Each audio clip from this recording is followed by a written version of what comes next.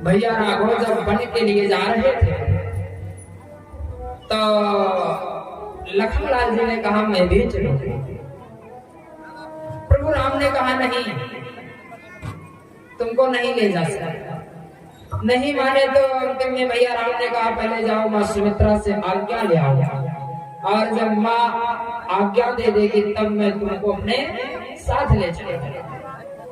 और महाराज जब भैया लखनलाल जी आज्ञा लेने गए कि मैं भैया राम के साथ वन में जाकर के सेवा करूंगा, वाल्मीकि रामायण में कितना अद्भुत उपदेश मां सुमित्रा ने भैया लक्ष्मण को दिया। मैया सुमित्रा ने कहा लखनलाल, राम वन जा रहे हैं, इसका कोई दूसरा प्रयोजन नहीं है।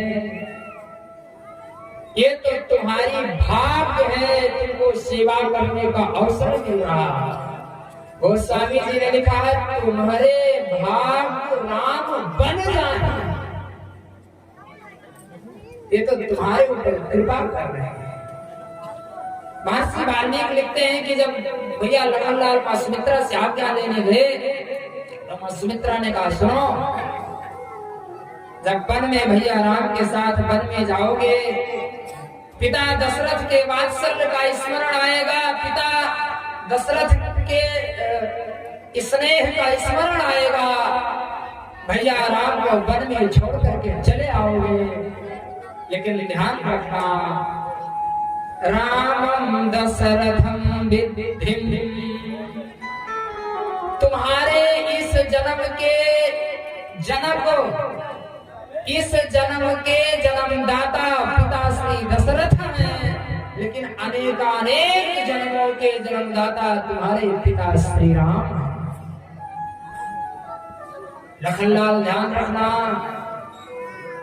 वन में जाओगे जब मुझ मां सुमित्रा की वात्सल्य की याद आएगी, जब मुझ मां सुमित्रा के गोद की याद आएगी, जब मुझ मां सुमित्रा के लाड़ प्यार की याद आएगी, तो मां जानकी को वन में छोड़ करके चले आओगे।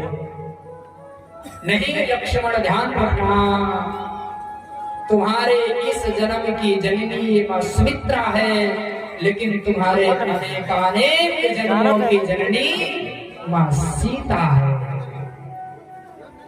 लक्ष्मण जब अयोध्या के राजमहल की याद आएगी, जब अयोध्या के सुख की याद आएगी, जब अयोध्या के राज